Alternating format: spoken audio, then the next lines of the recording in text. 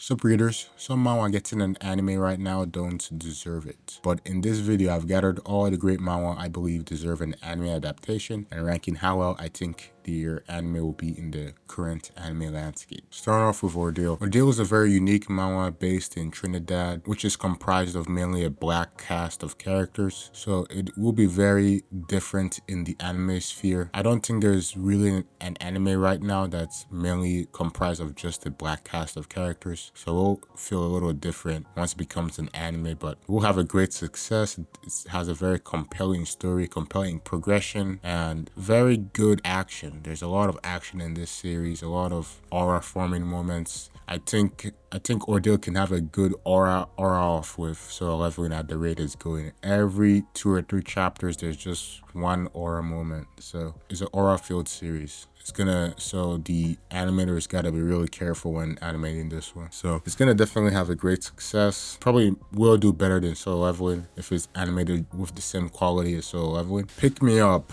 A personal favorite. It's a gamer manhwa where a gamer goes into the game he's playing, and there's just a lot of interesting power system and complexities going on. So once it becomes an anime, it will remind people of Sword Art Online a bit, but it does have its own twist to it. It has its own different story and progression, and more team-based. Everyone is trying to level up and go up a tower. I guess the MC is eventually trying to escape the game is in and stuff, but it will remind people of Sword Art Online. It can be avoided because Sword Art Online is the greatest gamer anime, so it will remind people of that in the beginning, but it does do its own thing. I know there's a lot of interesting battles and fights, I will say, so I do think it will be very decent. It will remind people a bit of Sword Art Online. I think there are other gamer anime too, maybe Shangri-La Frontier. SSS Class Revival Hunter, another personal favorite. This one is a system manhwa using the system of time. Time is a pretty epic power system, and the MC really uses this system to the max. His power lets him go back 24 hours before he dies, and he unfortunately can only use this once because if you die, well, his system was initially broken. It only lets him go back 24 hours if he dies. No, his initial power only lets him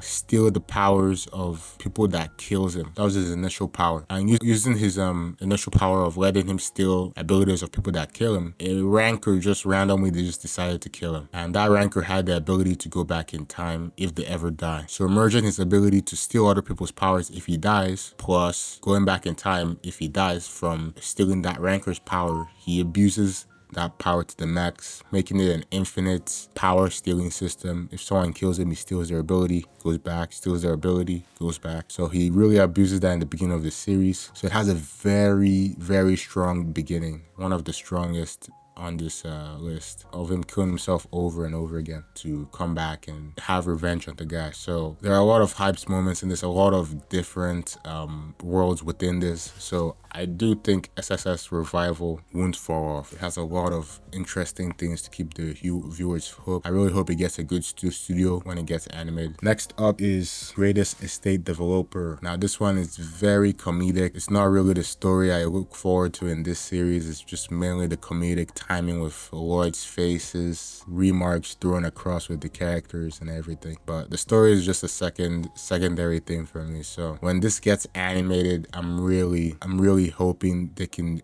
do the animation justice, because this is a very arts carried series. It's not stories, very carried heavily by artists, really doing well on the facial features Lloyd's makes, and they crack me up each damn time. Each damn time he finds a way to change it slightly, just it's never the same face. So the animation definitely has a lot of work cut out to them. So if they can do that, it will be a pretty decent read, very comfort read for me on a weekly basis, and just a lot out of the norm. All those faces they make, it's I think Gintama is a close second in an anime where it's mainly focused on the comedic timing with the faces and remarks. So it can be shelved within the Gintama ranks with how funny this series is. So we'll have a decent run. Superhuman Era.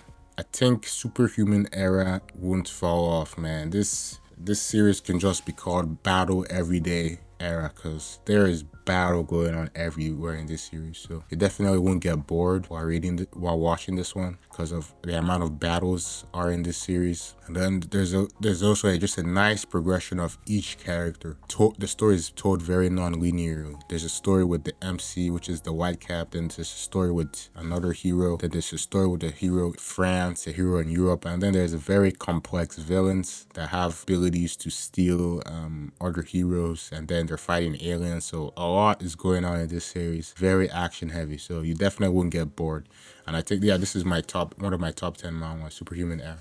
So if they do it justice, it'll go hard because there's fights going on non-stop in this series, so you'll never get bored. And it's close to being a top 10 MAL, but maybe they gotta flesh out the story a bit more so that it can all be more connected. Omniscient Reader's Viewpoint. Now this is the one I imagine being a top 10 MAL because there is no anime that can be compared to Omniscient Reader's Viewpoint. It's in a league of its own. Very, very unique story and world building, or just fighting between stories. So it's definitely going to be a top 10 if they do it justice. There's no other thing you can compare this series to. Yeah, very interesting. I'm currently stacking chapters, as I've said before, so I can't wait to dive into that. Reincarnation of Veteran Soldier, about a military guy that gets isekai. I do like how funny this one is. I just don't like how underrated this series is because it really deserves more hype than it's getting right now. It's very underrated, but it's a pretty good series. I think it will do pretty okay in the current anime landscape. They just gotta stay up with the animation. But it's a very interesting moment where a military guy just gets isekai'd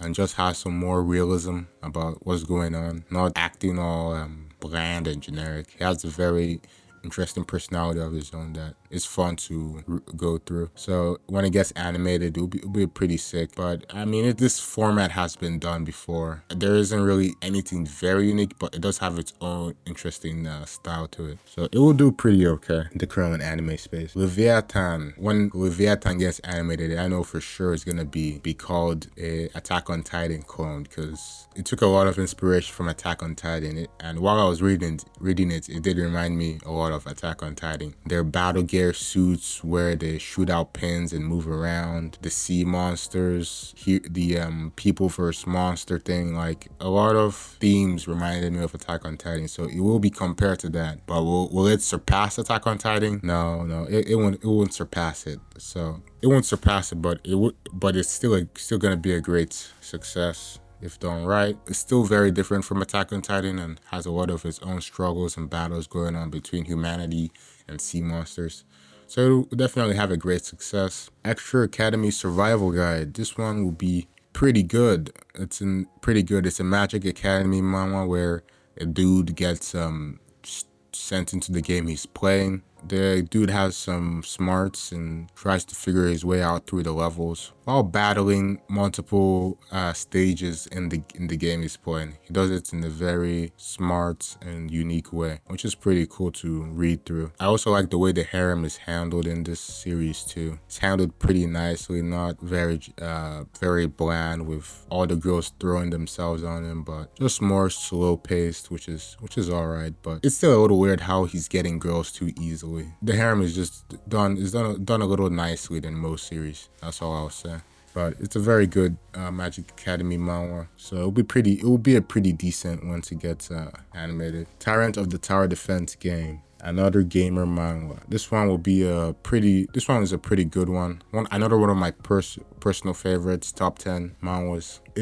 I don't think it will fall off. It has a very strong start. There's a good story going on, and then good characters and world building around the entire town itself. So it won't fall off. It's probably in the middle of won't fall off in great success, but it's a great series where this guy is really just trying to build the kingdom so he can survive long enough to go back to his real world again, which is very cool. But it could be compared to Sword Art Online a bit because it is a gamer type story, but it won't be compared too much. It is very different than Sword Art Online. So it can definitely stand on its own with its characters, the mission he's trying to accomplish in that game, and everything. I also like the way the system is explained in this one too. Very simple explanations for how their system works, which I appreciated. And then the way the MC fights too. The MC isn't the powerhouse. He really has to work smartly with his other troops and allies. Sometimes I really get tired of the MC just doing everything and making every other character useless in comparison. But in this one, the MC is more of the backseater and people are fighting in this series. So it's definitely one of my personal favorites due to the differences in fighting style. So that's the end of the tier list. Tell me your thoughts in the comments. Peace.